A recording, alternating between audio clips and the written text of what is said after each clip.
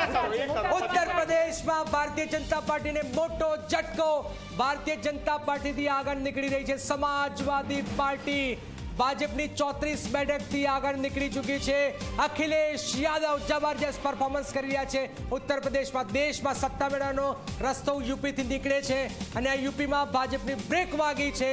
એ એક clear cut નીતિ થઈ રહ્યું છે। બિલકુલ સમાજવાદી પાર્ટી સતત આગળ વધી રહી છે ઉત્તર પ્રદેશમાં। ભાજપ 34 બેઠક પર આગળ ચાલી રહ્યું છે। સમાજવાદી પાર્ટી એનાથી પણ વધારે 80 બેઠકો છે। કોંગ્રેસ પણ 7 બેઠક પર કોંગ્રેસ પણ વર્ષો બાદ આ પરફોર્મન્સ કરી રહી છે।